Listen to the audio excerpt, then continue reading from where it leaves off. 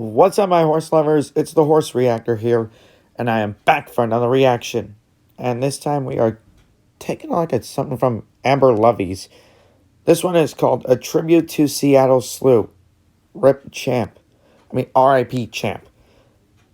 It's Seattle Slew's birthday at the time of this recording, so I figured why not do another tribute to him. So, anyway, this one is about 6 minutes and 13 seconds long.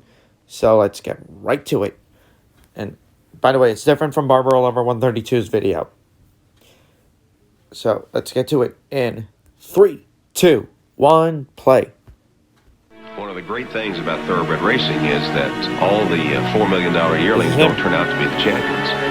Sometimes there's a quality inside them that you can't measure or know is there. A competitiveness, an ability to win races that you couldn't have predicted otherwise. The first time he let Seattle Slew breeze in company with another horse, he put a real nice filly on the track. I don't know what and he race said, this is. in his own words, suddenly Seattle Slew got competitive. We knew one thing, that That's if you the win Champagne Champagne, Stakes at Belmont. you're the favorite in 1976. The one thing that defined him was his speed.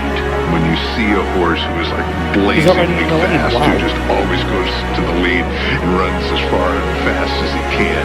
I mean, that's the kind of horse, I think gives every racing fan goosebumps. Now he's in the stretch. He drew off in one lap, and now everybody's serious about this horse. This horse is the real deal. He ran the fastest mile ever run by a 2-year-old at Belmont Park. This was the dominant 2-year-old of the year.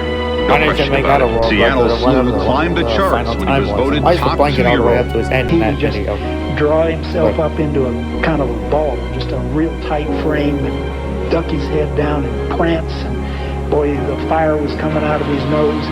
he was a bully. Is this him? He would knock his Probably way in a through horses. workout? He would do anything that he had to win. He looked like I don't know what race this the was. divine tailor had made his coat one size too small because he popped out of it. This horse had muscles on his eyebrows. He had muscles bulging all over the place. Seattle Slew was a tough horse. He was all boy, all the time, 24 hours a day. He was almost the anti-hero. He was like Mike Tyson with the dark trunks, no socks, just the gladiator. He embodied all of the traits that you would need. He was strong, he was tough, and he was quick, and he had reactions. He was really conceited, arrogant, and cocky. And one of the hallmarks of this is that I'm going to the lead. And if anybody can keep up with me, good luck. Many people dismissed him because he wasn't a classic horse. You'd think, God, he's going to run his race before he ever gets to the starting gate, but that was Slew. He was like ready, on go. His batteries were like overcharged. All you had to do was point him in the right direction and off he'd go. He just sort of marched his way through. He just went, it was like a bowling ball and bowling pins. He just said, look, get out of my way, I'm going. Horses don't run the first quarter of a mile in the Kentucky Derby that way and get away with it. And I thought he's fatally compromised. I was thinking to myself, that had to take its toll on Seattle Slew. But this has to be a tired horse now. Well, he just kept running. He was Seattle Slew right next to me. I said, wow, this horse came in quick. And I looked, and there he was like this, like looking at me. Never noticed a horse that can look at it, but he was looking at it. The Seattle Slew just kept looking at me, passed me, and took every other challenge from behind. And I said to myself, that horse is a challenge. Seattle Slew was the boss. And he acted like it from the start to the finish. Anytime he wanted them, I got you. That extra overdrive. Winning the mile-and-a-half race by 4 lengths, Seattle Slew indelibly imprinted himself on American turf history. The 10th Triple Crown winner, he was the only horse to have won the honor watuhout suffering a single loss. The powerful Dark Bay captured the imagination of a nation. I was a little boy who was infatuated with the Black Stallion series by Walter Farley. And I remember meeting Walter Farley, and he told me, he said, all of my life I've looked for the Black Stallion. And Seattle Slew's my Black Stallion. When you have a good horse that does things like Slew did, you do get the feeling invincible. They believed that it was going to be an easy spot. Head on out there, remain unbeaten, win the race, and go on with this 3-year-old campaign. But they were in for a rude awakening. There were fans on the backstretch of Hollywood Park in the stable area lining the road where Seattle Slew would walk around the corner of the clubhouse turn and into the receiving area for the swap stakes. I'd never seen anything like that before. Never heard He of could a have swap beaten stage. J.O. Tobin probably 99 out of 100 times. But that was the one time that he shouldn't have won the race against J.O. Tobin or maybe anybody else. And he wasn't up to it, and it was one of the biggest upsets of all time. In a year's time, this horse went from being a Triple Crown winner to almost being the butt of jokes, and his career practically disintegrated. The wheels had come off. The horse got beat, the trainer got changed, the horse was sick.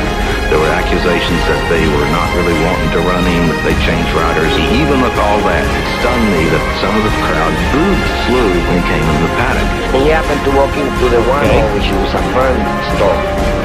And as soon as he got close to the store, he stopped bouncing around. And I said, I don't know if intimidation works in animals, but as I bet a fern would be scared of these horses walking around.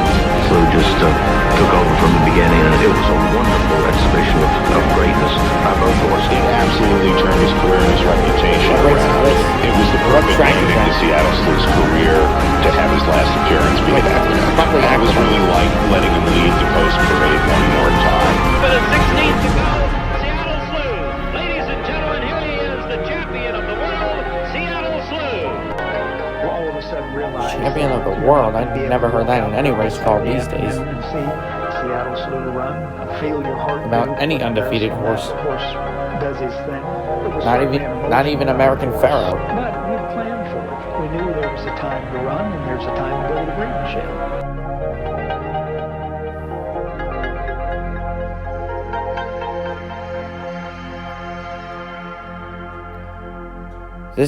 Is this the ending of the video?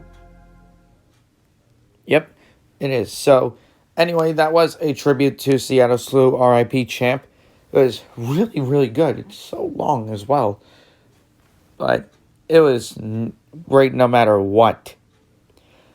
So, anyway, the reason why I'm doing this is because it's Seattle Slew's birthday and he would have been 48 years old. I always get that number confusing.